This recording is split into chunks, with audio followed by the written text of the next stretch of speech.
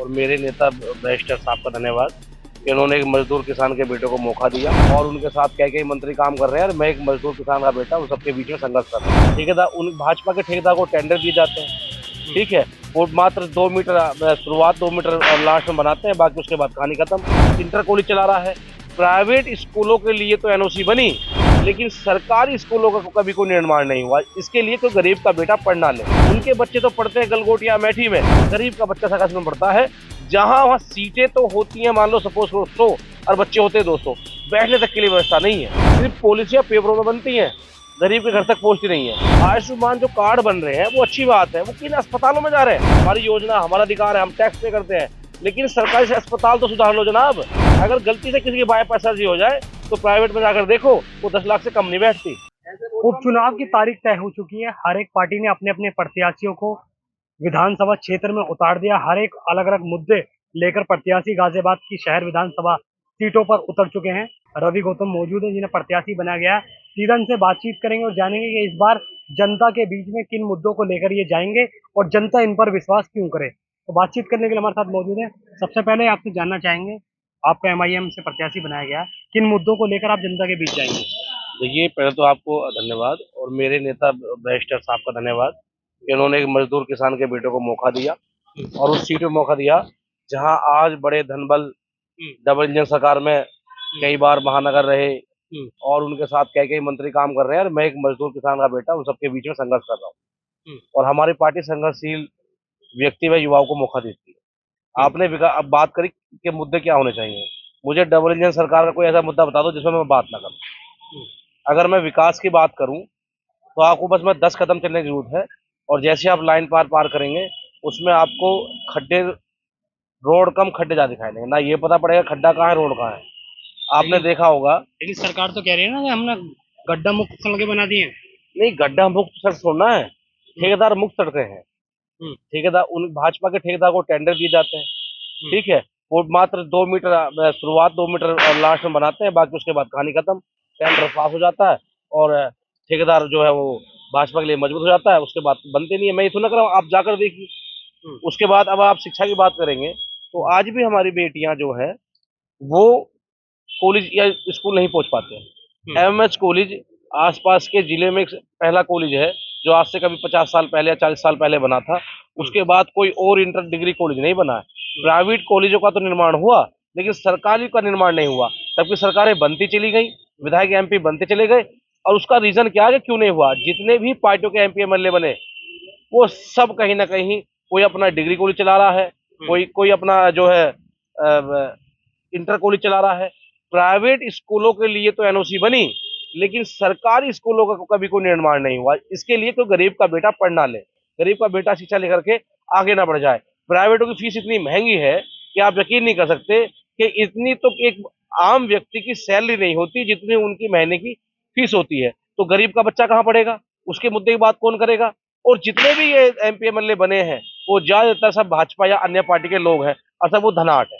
उनके बच्चे तो पढ़ते हैं गलगोटिया अमेठी में और गरीब का बच्चा सरकारी में पढ़ता है जहां वहां सीटें तो होती हैं, मान लो सपोज 100 और बच्चे होते हैं 200, बैठने तक के लिए व्यवस्था नहीं है। आप स्कूलों में जाकर देखो। तो ये हालात हैं सरकार के, ये हालात हैं सरकार की नुमाइंदगी करने वाले उन विधायक एमपी एमएलए के कि जो हमसे, जो जनता के बीच में वोट मांगने का काम करते हैं।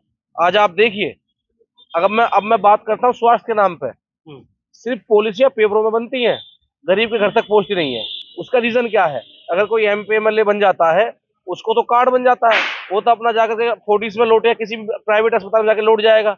लेकिन जो गरीब अस्पताल है, गरीब जनता के लिए होते हैं, जो बेचारे नहीं अफोर्ड कर पाते प्राइवेट जो है अस्पताल, एमएमजी की हालात इतनी बद से बदतर है कि मैं कह सकता हूँ आप आंकड़े उठा कर देख लीजिए। जब वो अस्पताल बना होगा तो जितने बेड होंगे ना, और आज देखिए कितने बेडों का वहां पर बढ़ाए गए। लेकिन सरकार तो आयुष्मान कार्ड बना रही है ना, गरीबों के लिए बना रही है कि आयुष्मान कार्ड बनवाओ और किसी भी अस्पताल में इलाज कराओ। आयुष्मान जो कार्ड बन रहे हैं वो अच्छी बात है, वो किन अस्पतालों में जा रहे हैं? वो जो प्राइवेट अस्पताल है वो एमपी एमएलए के हैं। मैं नहीं कहता कि आप आयुष्मान कार्ड मत बनाओ, बनाओ, हमारी योजना, हमारा अधिकार है, हम टैक्स पे करते हैं, लेकिन सरकारी से अस्पताल तो सुधार लो जनाब। आयुष्मान में 5 लाख का वो दे रखा है, अगर गलती से किसी की बाईपास सर्जरी हो जाए तो प्राइवेट में जाकर देखो, वो 10 लाख से कम नहीं बैठती। क्या करेगा आयुष्मान कार्ड? आप प्राइवेट सरकारी अस्पतालों को इतना मजबूत क्यों नहीं करते कि वहां जरूरत ना पड़े हमें आयुष्मान कार्ड की? मैंने अभी, मेरे एक वकील साहब हैं, उनकी वाइफ जो है प्रेग्नेंट थी, उनकी बच्ची एक्सपायर हो गई पर इस अस्पताल के कर्मचारी लापरवाही के कारण से, उस पर भी हम लोग याचिका गिरेंगे। तो इतने बदतर हालात है, लंबी लंबी लाइनें लगी हुई हैं अस्पताल में, बस से बदतर है, पंखे नहीं चल रहे, बेड नहीं है, एक बेड पे 3-3 4-4 मरीज सो रहे हैं। इस बात को जनता को सोचना होगा कि लगातार आपने जिन लोगों को वोट दी है वो आपकी वोट का सही इस्तेमाल कर रहे हैं नहीं कर रहे हैं। लंबे लंबे कुर्ते पहन कर आते हैं, कुर्ते की कलप नहीं टूटती, जनता के बीच में वोट मांगने जाते हैं। अब यही हालात गरीब उन लघु उद्योगों का है। अभी मैंने देखा कि अम्बेडकर रोड पर रिक्शे वालों को मारा पीटा गया, उनके रिक्शे बंद कर दिए। शर्म करनी चाहिए भाजपा सरकार को, शर्म करनी चाहिए यहाँ के जो प्रतिनिधि हैं, चाहे वो मेयर है, चाहे वो सांसद है, चाहे वो विधायक है, कि जो गरीब आदमी आपको वोट देता है उसको एक जो है सुविधा नहीं मिलती। कि आप पे जनता कैसे विश्वास करे फिर? आप भी अगर गायब हो गए जीतने के बाद? देखिए, मैं जनता से विश्वास के इसलिए कह रहा हूँ कि यहाँ जितने भी प्रत्याशी हैं, मैं तो कहता हूँ आप डिबेट कीजिए। एक एक गली का नाम याद है मुझे, एक एक वार्ड का नाम याद है मुझे, पता क्या क्या समस्या यहाँ पैदा होती हैं। मैं 15 साल से काम कर रहा हूँ समाज संगठन युवा संगठन बना करके, और आज एआईएम से मुझे मौका मिला है, तो यकीन मानिएगा मैं कहीं भागने वाला नहीं हूँ। मेरे कोई यूनिवर्सिटी डिग्री कॉलेज नहीं है, मैं मोदी की तरह झोला ठाकर नहीं भाग जाऊंगा। मेरा घर है, मेरा परिवार है, मेरा समाज है, ये देश मेरा है, मैं इसको किसी परिस्थिति में नहीं छोड़ सकता। ये विधानसभा मेरी है। और बात अब एजुकेशन करिए आप, मैं ये नहीं कह रहा कि मेरी बहुत अच्छी एजुकेशन है, लेकिन जनता को सोचना चाहिए, जब एक पढ़ा लिखा व्यक्ति कहीं विधानसभा में जाएगा तो वो आपके हक की बात करेगा।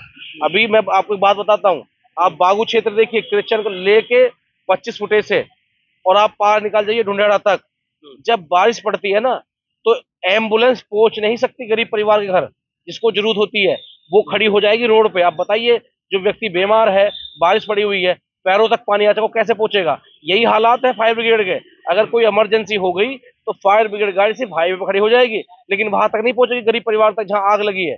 इतने बुरे हालात है क्योंकि खड्डे नहीं है, पानी भरा हुआ है और पीने का पानी नहीं है। कई बार मैंने भी धरने दिए नगर निगम पे। नगर निगम का तो ये हालात है कि अगर कोई भाजपा का नेता फोन कर दे लाइन उस पार का कि यहाँ कूड़ा पड़ा हुआ, चाहे वह 4 पत्ते पड़े हों, तो उसके लिए 4-4 कर्मचारी पहुंच जाएंगे। और जहां पर कूड़ों का ढेर बना हुआ है, जहां दुनिया भर की बदबू होती है, जहां पर डेंगू मच्छर पलते हैं, जहां बीमारियां हो जाती हैं, जो फूड पॉइजन हो जाता है, वो कूड़े नहीं उठते हैं। तो जनता से मेरी एक अपील है हाथ जोड़ करके कि इस बार वोट जाति धर्म से उठकर करें। भाजपा के पास एक बहुत बड़ा मंत्र है, हिंदू मुस्लिम हिंदू मुस्लिम हिंदू मुस्लिम। जब कहीं डिबेट होगी, वो स्टार्ट होगी स्वास्थ्य से, वो घुमा के पहुंचा देंगे पाकिस्तान पे, अफगानिस्तान पहुंचा देंगे। कभी वो अमेरिका की बात नहीं करेंगे, वो कभी ब्रिटेन के विकास की बात नहीं करेंगे, कभी वो फ्रांस की बात नहीं करेंगे, कभी जापान की बात नहीं करेंगे। जहां टेक्नोलॉजी में हमारे से आगे लोग चल रहे हैं उनकी बात नहीं करेंगे, बस जो है वो कपड़ों की बात करेंगे, निसाब की बात करेंगे, 3 तलाक की बात करेंगे, जो है वो मुस्लिमों पर बात करेंगे। तो ये मुद्दे समझने पड़ेंगे। मैं बार बार कह रहा हूं कि ये जो जनता है, ये हिंदू मुस्लिम पे वोट दे करके अपने आप को क्यों पीछे ले जाने का काम कर रही है? मुझे हिंदू मुस्लिम से फायदा नहीं है, मुझे फायदा है जब मेरे आस पास 5 किलोमीटर में इंटर कॉलेज होगा, मेरे आसपास में जो है कम से कम 500 बेडों का अस्पताल होगा, मेरे आसपास क्षेत्र में जो है पुलिस की 112 कॉल करने पर 2 मिनट में पुलिस पहुंचे, 108 एम्बुलेंस पहुंचे, जो उसके बाद में जो फायर ब्रिगेड गाड़ी पहुंचे, तो मेरा विकास होगा। ये मेरा विकास नहीं है कि 150 साल पुराना वाला एक डिग्री कॉलेज है, उसमें सीट बच्चे हो, आबादी इतनी बढ़ रही है कि लाखों बच्चे हर साल जाते हैं, उसमें सीट नहीं मिलती, मजबूर प्राइवेट कॉलेज जाते हैं। प्राइवेट कॉलेज में मेरी बहन बेटियां, मेरी माताएं अपने गहने बेच कर उन बच्चों को पढ़ाती हैं। मैंने वो पढ़ाइयाँ देखी हैं। फीस अगर कम हो जाती है तो फीस कम कराने जाओ तो बच्चों को बाहर भेज देते हैं, लेट फीस 10-10 हजार रुपए। इन बड़े बड़े कॉलेज का वो कौन लोग चला रहे हैं कॉलेज? वो सब भाजपा व अन्य पार्टी के लोग चला रहे हैं। सरकारी संस्थाएं सिर्फ पेपर में चल रही हैं, बाकी उनको ध्वस्त किया जा रहा है, जिससे कि नुकसान होता है गरीब परिवार का। कैसा समर्थन आपको मिल रहा है अपने क्षेत्र के अंदर? क्या लोगों का कहना है? देखिए, मैं सबसे गरीब कैंडिडेट हूँ, जो हलफनामे में आपने देखा होगा। मैं घर घर जा रहा हूँ, डोर टू डोर बात कर रहा हूँ, समझाने की कोशिश कर रहा हूँ कि हमारे पास दारू नशा पत्ता बांटने के लिए पैसा नहीं है, लेकिन शिक्षा के नाम पर एक चीज है, बाबा साहब डॉक्टर भीम अम्बेडकर, कलाम साहब, कि अगर आपके बच्चे पढ़ेंगे लिखेंगे, आपका प्रतिनिधि पढ़ा लिखा ईमानदार होगा, तो क्षेत्र का विकास होगा और क्षेत्र जो है प्रदेश का सबसे सुंदर शहर बनेगा। ये स्मार्ट सिटी है हमारी, कहते हैं इसे metro city, smart city. Line पर आकर देखिए जरा, यहाँ साइकिल तो निकल नहीं पाती, यहाँ गाड़ियाँ कहाँ से चलेंगी? तो मैं तो जनता के बीच में उनके बेसिक मुद्दे बताने की कोशिश कर रहा हूँ और उनसे अपील कर रहा हूँ कि इस बार एक गरीब के बेटे को जिताकर भेजें, एक पढ़े लिखे व्यक्ति को जिताकर भेजें। एलएलएम मैंने की है, मुझे पता है मैंने किन हालातों में की है। मेरी माँ जो है खेत में काम करती है, जब जाकर के मेरी फीस आती है। तो इसलिए मैं जानता हूँ गरीब का दर्द क्या होता है, अनपढ़ व्यक्ति का दर्द क्या होता है। कोई जानबूझ के अनपढ़ बनना नहीं चाहता। घर की गृहस्थी इतनी ज्यादा हो जाती है कि वो सोचता है कि मैं पढ़ाई करूं या अपने बच्चों को पालूं, और पढ़ाई इतनी महंगी है कि ना वो पढ़ पाता है और ना बच्चे पढ़ पाते हैं। तो जब तक सरकारी संस्थाओं में अच्छा डेवलप नहीं होगा, चाहे वो स्वास्थ्य को लेकर हो, शिक्षा को लेकर हो, जब तक हम आगे नहीं बढ़ सकते। उसके लिए आपको एक अपना जनप्रतिनिधि ऐसा चुनना होगा जो स्कूलों में जाकर के ये कहे, जो सरकारी अस्पतालों में जाकर ये कहे, जो आपकी आवाज को पार्लियामेंट में जो है विधानसभा में उठाए और ये कहे कि मेरे क्षेत्र की कमियां है। आज तक के आंकड़े आप उठा लीजिए। अतुल गर्ग जी अब सांसद है, इससे पहले वो 2 बार विधायक रह चुके हैं, मंत्री रह चुके हैं। अगर उन्होंने 10 इन 8 सालों में अगर 8 मुद्दे भी क्षेत्र के उठाए हों, 8 मुद्दे भी आप उठाकर देख लीजिए। उनका जो है बजट देख लीजिए कि लाइन पर उन्होंने कितना खर्च किया है।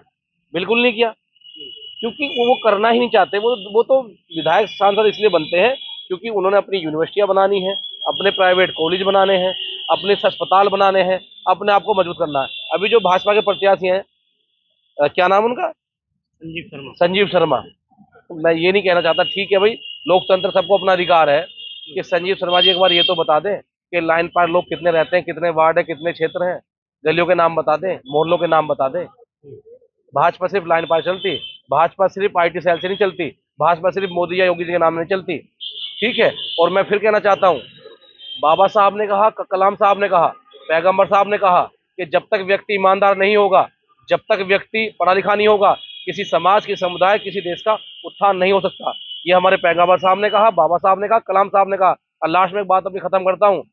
यहाँ पर एक दासना में एक यतीम महाराज करके हैं, वो बार बार मेरे मुस्लिम समाज को टारगेट कर रहे हैं। पिछली बार उन्होंने बाबा साहब के बारे में कहा था, वो हाउस अरेस्ट की एक वीडियो वायरल हुई है। मैं प्रशासन से कहना चाहता हूँ उनकी जवान पर लगाम लगा ली जाए। अभी हम इतने कमजोर नहीं हुए हैं, हम तो लोकतंत्र को मानते हैं, संविधान को मानते हैं, इसलिए हम साइलेंट है कि चुनाव को बिगाड़ने के लिए, हिंदू मुस्लिम कराने के लिए बार बार उनकी वीडियो वायरल की जा रही है। अगर कोई पुलिस 151 किसी को बैठा ले, जैसे हमको 12 दिन जेल भेजना काम किया, पैगंबर साहब के समर्थन में हमने आंदोलन किया, हमारे फोन बंद कर लिए गए। कोई व्यक्ति हाउस अरेस्ट है और वो फोन में वीडियो बनाकर अपील कर रहा है कि पैगंबर साहब पे फिर टिप्पणी कर रहा है, तो प्रशासन इस पे लगाम लगा ले, हमें मजबूर ना करे। नहीं तो ईंट का जवाब पत्थर से दिया जा सकता है और हराल में दिया जाएगा। तो साफ तौर पर बातचीत करने के लिए हमारे साथ रवि गौतम जी, जिन्होंने तमाम मुद्दे अपने उठाए, क्षेत्र की बताई चीजें कि क्षेत्र के अंदर क्या क्या कमी है, क्या क्या विकास वो कराएंगे, जनता का समर्थन उनको कैसे मिल रहा है। अभी आने वाला समय बताएगा कि जनता अपना विश्वास इन पर जता पाती है या नहीं। सोनू खान, जनहित टाइम्स, गाजियाबाद।